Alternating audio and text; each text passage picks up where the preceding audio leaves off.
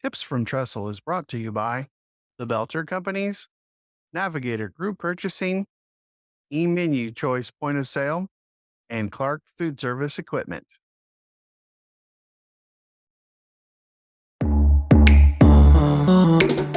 Welcome to Tips from Trestle, the Senior Living Food and Hospitality Podcast.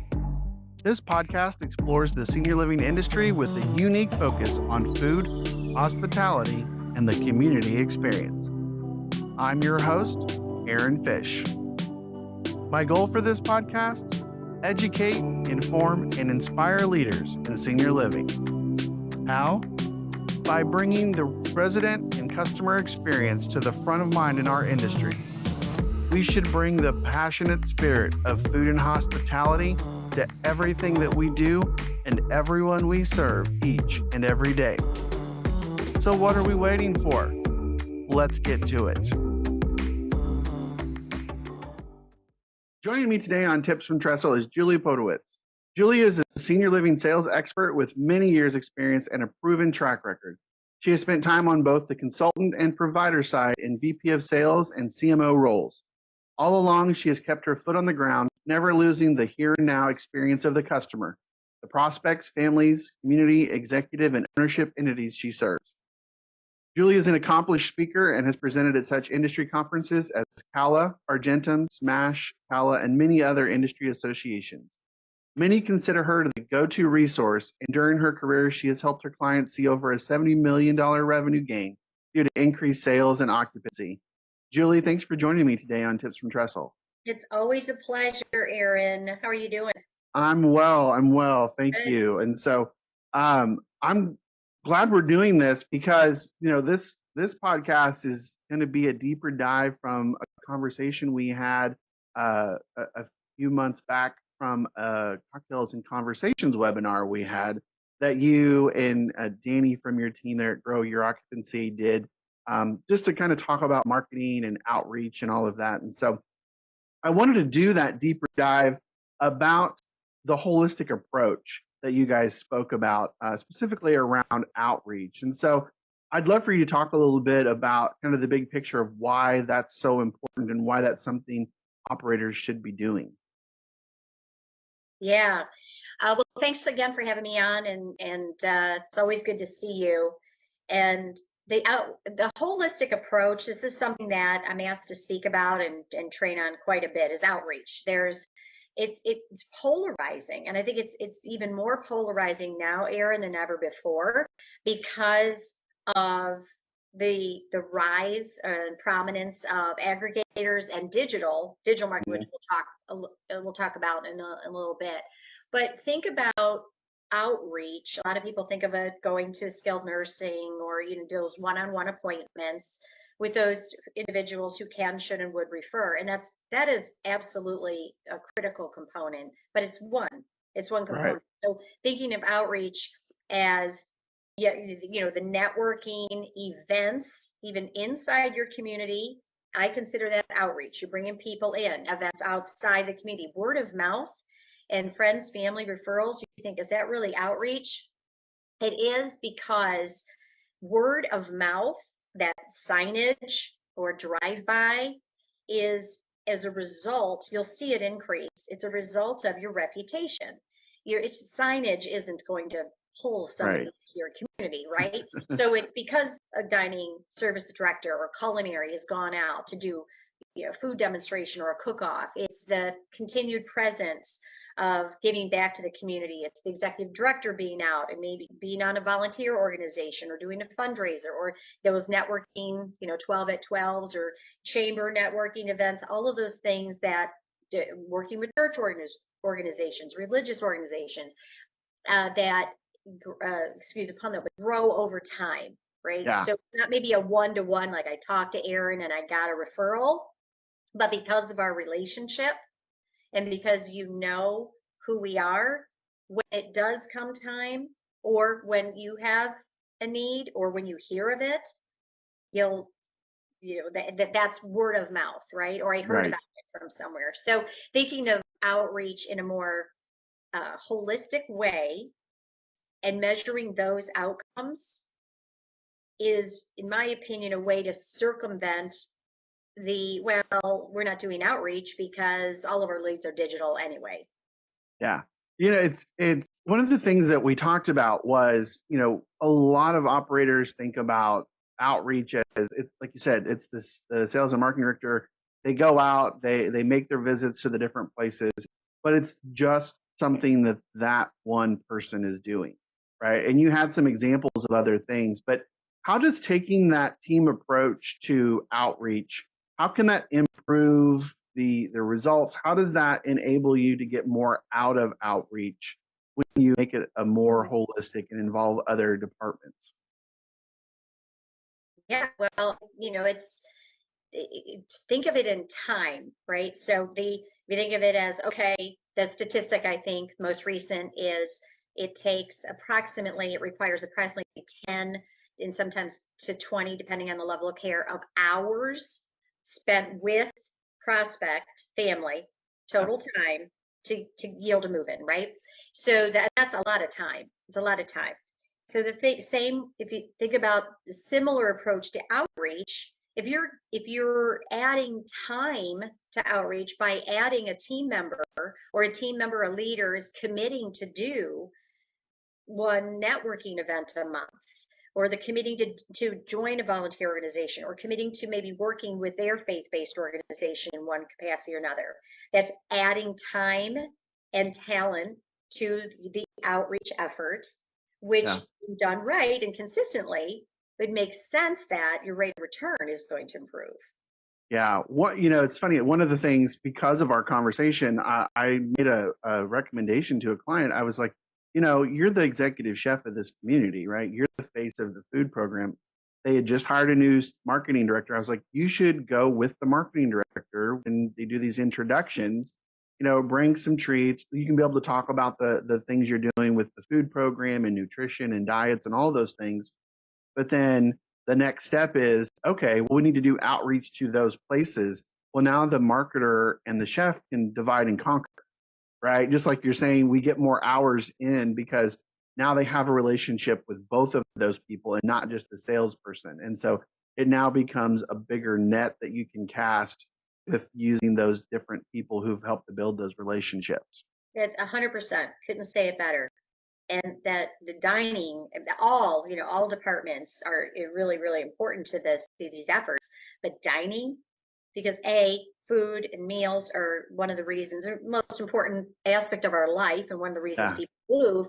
But it's something people are interested in. It's a dynamic, can be a real dynamic way of going out, doing the cook off, or cooking demos, or progressive meals, being part of a progressive dinner Yeah. experience, bringing people in. So yeah, please. And I love it, Aaron, that you're customer focused, Yeah. and that's, your customers are the people that are in your building, and then who are living with you, but have yet to decide if they're wanting to live with you guys. Those are, Exactly. And so, yeah.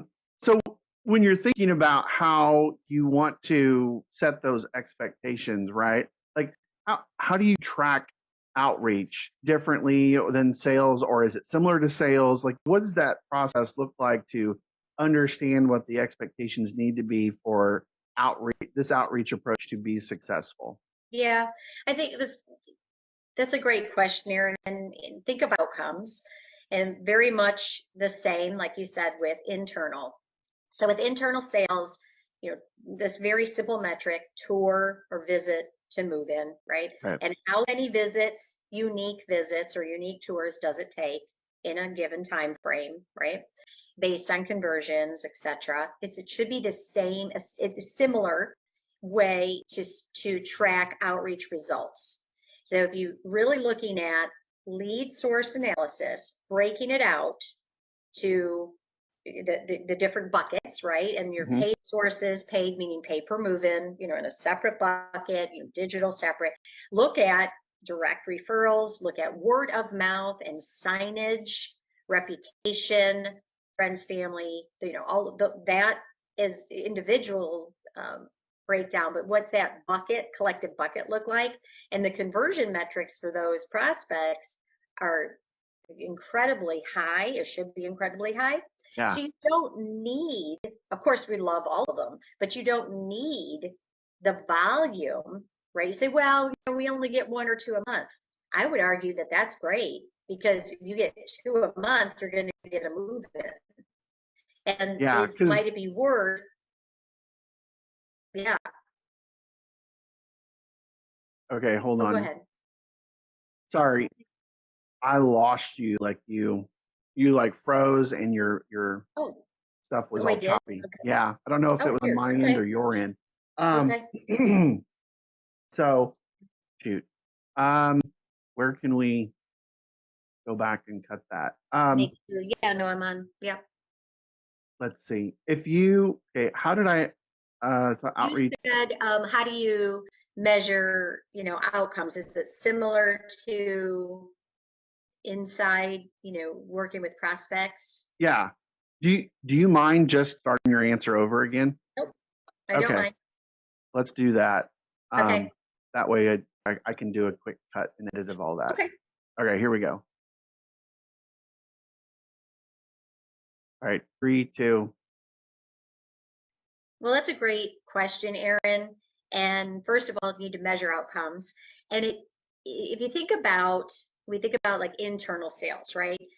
The simple metric is tour or visit to move in. That's a Right, simple metric everyone should be looking at. Unique tours, unique opportunities in any given time frame.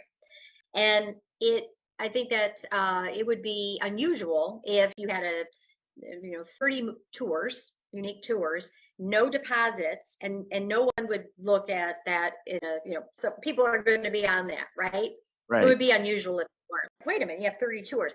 So we should look at outreach in the same way, meaning what outcomes are happening as a result of the time. It may not be appointment to referral received, but the amount of Right. time and energy and effort, right?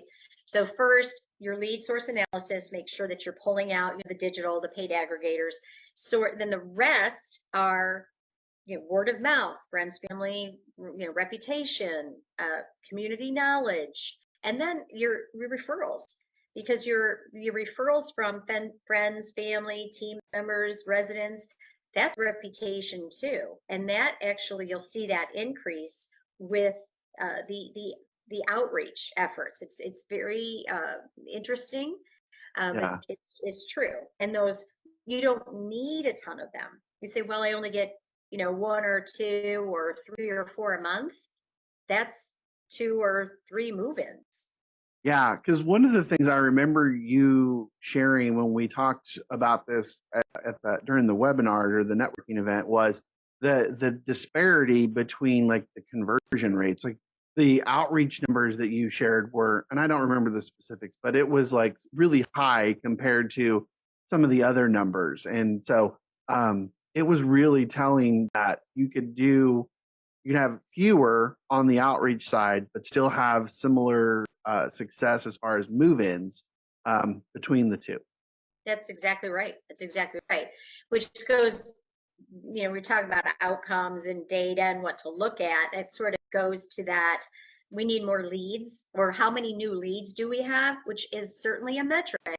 But I would argue that what kind of leads, meaning what are the lead source?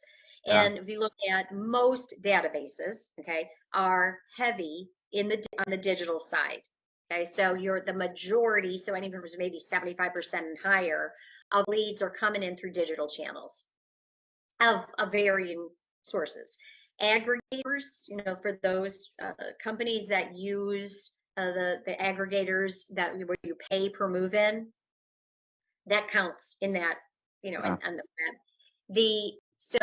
The amount of new leads that you need from a digital standpoint, certainly from an aggregator standpoint, is much higher, because statistically they converted about 6%.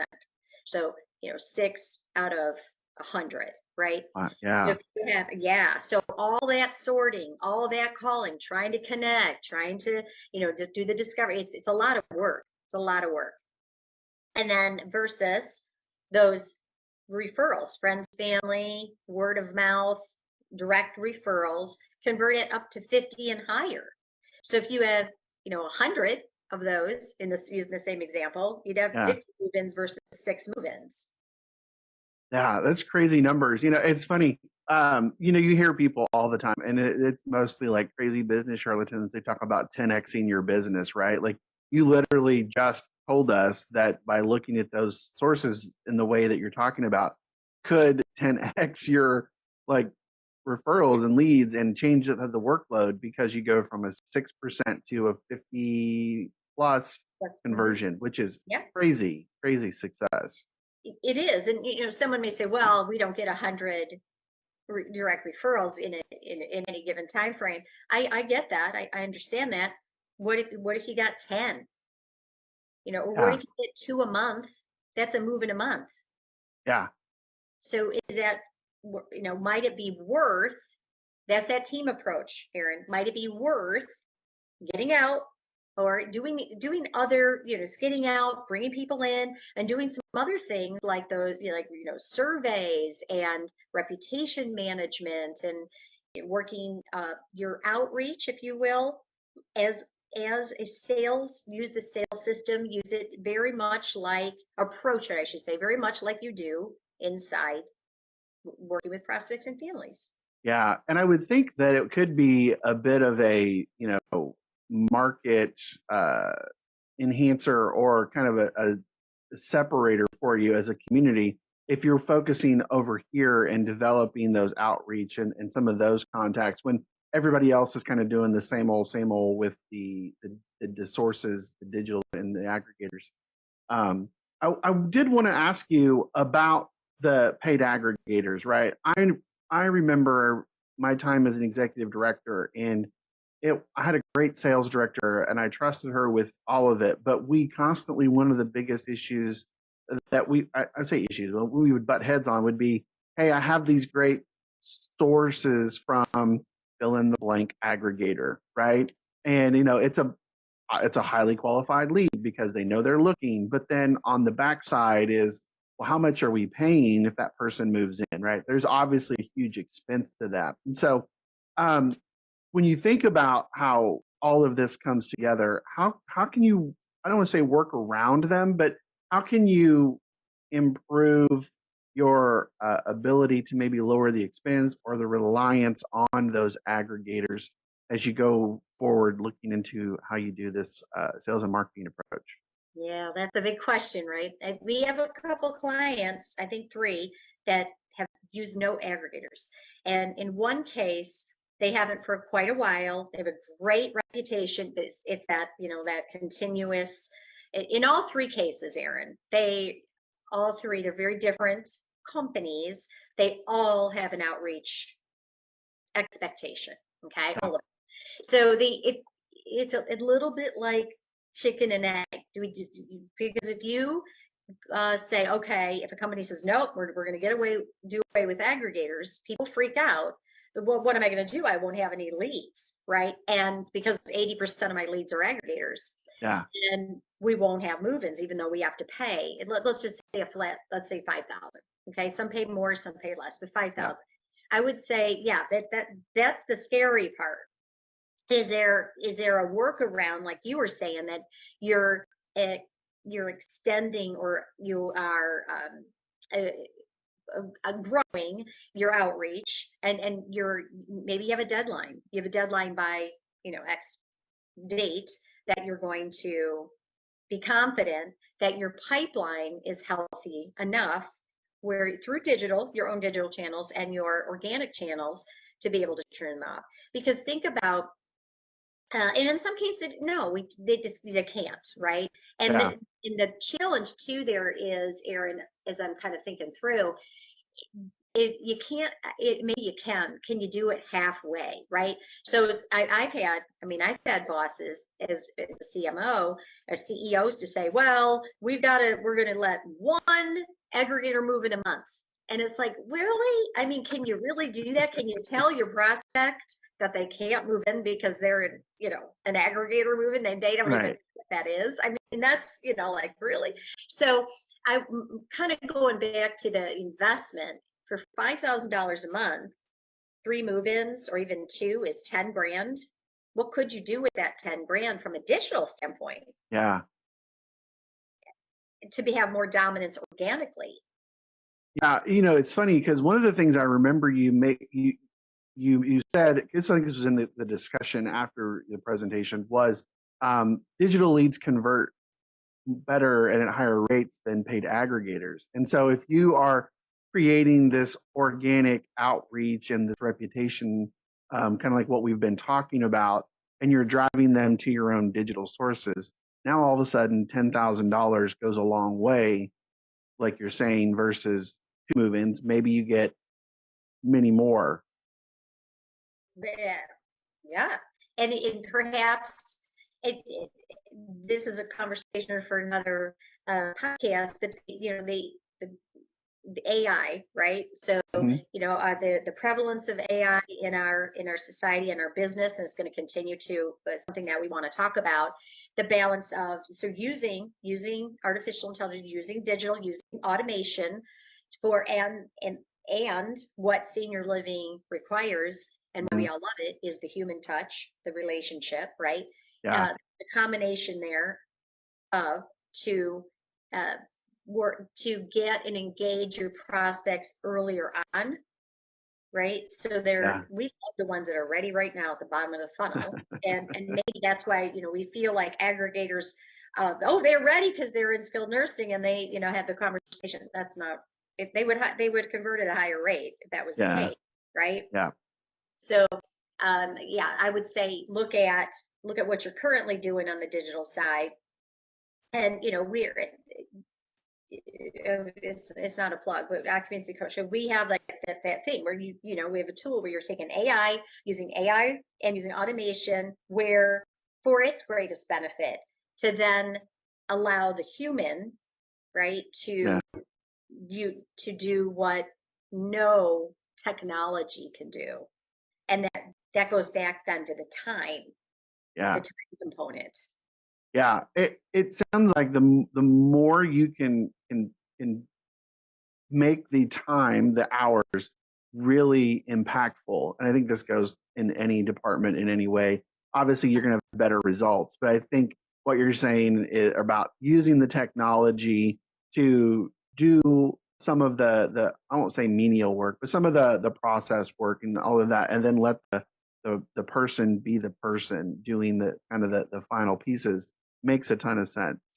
One thing that I wonder about all of this is I think about, you made the comment earlier about, talking to the CEO and, the setting that goal around aggregators. Our owners, investors, those high level C-suite, they're thinking in the current, terms of, well, we get this many leads and we convert this many leads and we use these aggregators and we see benefit of it. So these are metrics that we're used to seeing and we understand. How do you start to shift that? How do you get them more comfortable with this different approach? Yeah, that's a great question. I would say that we're try to keep it as simple as possible because there's a lot of different ways to look at it and different metrics. But focus conversation, focus reporting, in a two of those metrics. So, for example, the number of leads, okay, which is what people look at. Mm. I would argue it takes a little bit of work, right? To look at the of those of the 50, how many were uh what percentage or how many are disqualified right off the bat, so Yeah, that then of those who are still in the pipeline, because the to doing that is eye opening. Yeah, we had 50 leads, but 20 of them are what need Medicaid. An extreme example, but we have a client right now where we're doing this, and mm, it's interesting, Aaron. Not to go down a rabbit hole, but on the digital side, in a conversation with their digital partner, they said that the owner they felt pressure to show higher numbers, and so it wasn't. They were very honest, and it wasn't a malicious thing, but they turned the faucets on in some areas. The lead numbers went up greatly, and you could see But Yeah. what we were seeing that it made zero impact on the sales. As a matter of fact, it had negative impact because we're trying to chase down. And they said we were under pressure to show a higher number. Isn't it? I was like, okay, guess what? That's stopping. I'll have a Yeah. conversation with, right? So that we really need to look, that goes back to the original, maybe we loop it back around to outcomes. Yeah. What are the outcomes you're really needing? Well, we need 8 move-ins, or we need 6 move-ins, or we need, 2 life care contracts, whatever it is that you're looking at, and go backward from there. And maybe uh, not rely so heavily on the new lead to move-in conversion.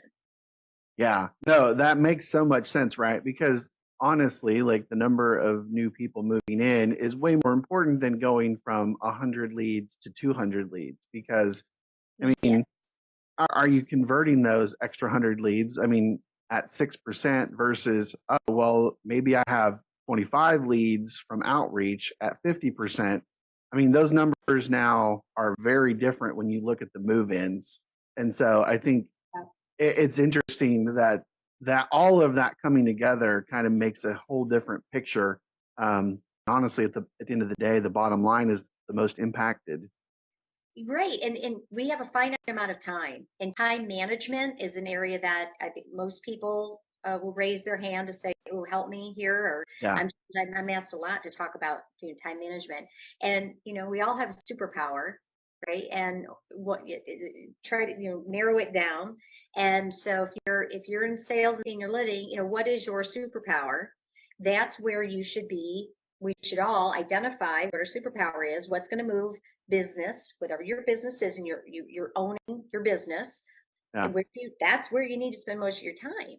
It makes so much sense, but then in the day to day, is chasing down, leads that convert at 6% time worthy of the time. Well, I'm not saying don't put something in place to reach people, because everyone's important. But when you're planning your time, this is like you own a business, what's going to move the needle and Yeah. where's time, right? Might it be worth 4 hours? I'm just making this up.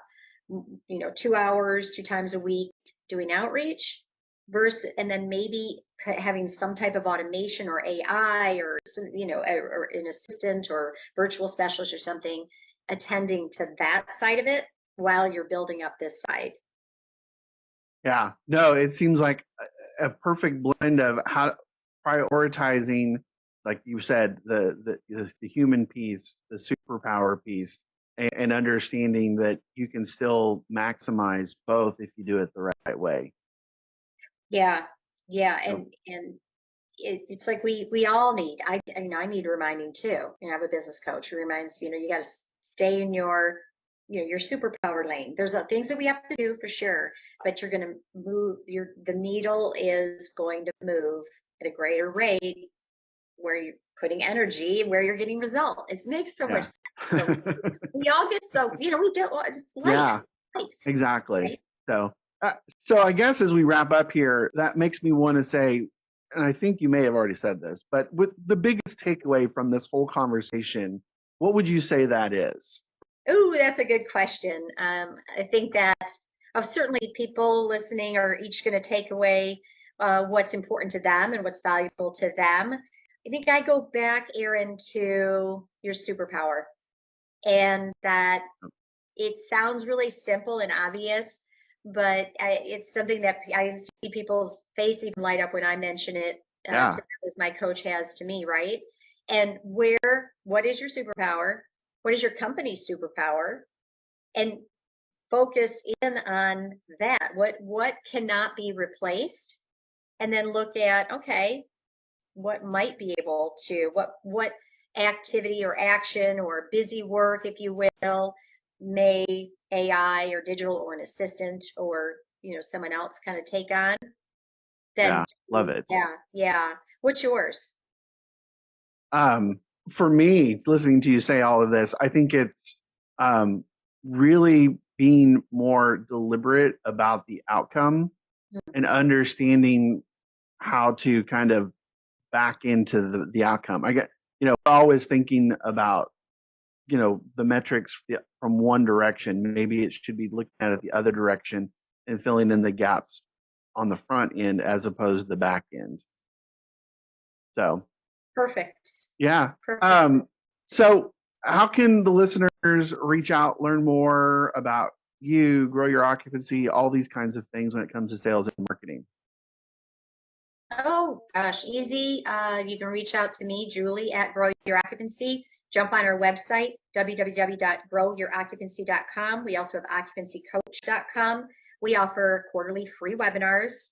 We have a podcast. Aaron, you've been a guest. Yes. So we try to provide as much content as possible in a variety of different ways and methods and channels. So I'd love to hear from anybody and everybody. Awesome. Well, Julie, I always love when we get a chance to talk. I'm not a sales and marketing person by profession, but I know how important it is. And I always it always fascinates me. And I appreciate the way you approach it and kind of how forward thinking you are. So I appreciate having you and your insights here on Tips from Trestle. It's always a pleasure. I look forward to our next conversation, Aaron. Thanks.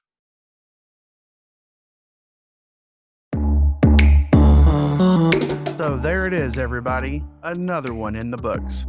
Thanks again for tuning in. Please follow, like, and subscribe on YouTube, Spotify, Apple, or wherever you get your podcasts. And be sure to follow us on social media at Tips from Trestle. You can also learn more about the work I do by following me on LinkedIn, Twitter, Instagram, and even TikTok. And be sure to check out Trestle Hospitality Concepts at www.trestlehospitalityconcepts.com. I'm your host, Aaron Fish, and this has been another episode of Tips from Trestle.